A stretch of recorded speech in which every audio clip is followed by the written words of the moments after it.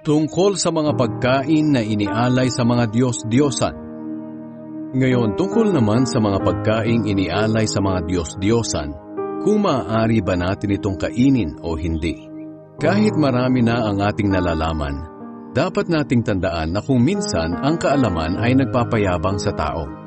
Mas mahalaga ang pagmamahalan, dahil ito'y nakapagpapatatag sa atin. Ang taong nag-aakala na marami na siyang alam, ay kulang pa rin talaga sa kaalaman. Ngunit ang taong nagmamahal sa Diyos ay siyang kinikilala ng Diyos na Kanya. Kaya kung tungkol sa mga pagkaing inialay sa mga Diyos-Diyosan, alam natin na ang mga Diyos-Diyosang ito'y hindi totoong Diyos dahil iisa lamang ang Diyos.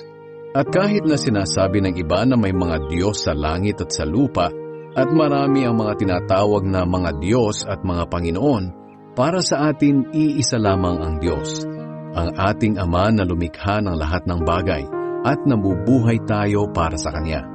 At may iisang Panginoon lamang, si Jesucristo. Sa pamamagitan niya ay nilikha ang lahat ng bagay, at sa pamamagitan din niya ay nabubuhay tayo ngayon. Ngunit may mga mananampalataya na hindi pa alam ang katotohanan ito.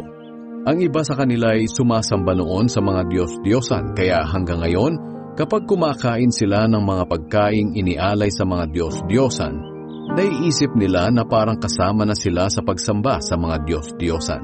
At dahil sa kakaunti pa lang ang kaalaman nila, nagkakasala sila sa kanilang konsensya. Kung sa bagay, ang pagkain ay walang kinalaman sa ating kaugnayan sa Diyos.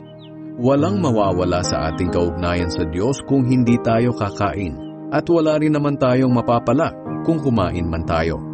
Ngunit kahit na malaya kayong kumain ng kahit ano, mag-ingat kayo. Dahil baka iyan ang maging dahilan ng pagkakasala ng mga taong may hina pa sa kanilang pananampalataya. Halimbawa, may kapatid kang hindi pa nakakaunawa sa katotohanan ito.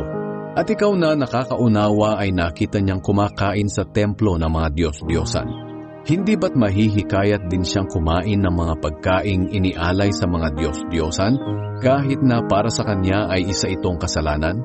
Dahil sa iyong kaalaman, napapahamak ang iyong kapatid na mahina pa sa pananampalataya, na kung tutuusin ay namatay din si Kristo para sa kanya.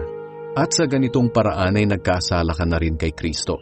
Dahil nagkasala ka sa iyong kapatid na mahina pa ang pananampalataya sa pag-udyok mo sa kanya na gumawa ng bagay na labag sa kanyang kalooban. Kaya kung ang kinakain ko ay nagiging dahilan ng pagkakasala ng aking kapatid, hindi na lang ako kakain nito kailanman para hindi magkasala ang aking kapatid.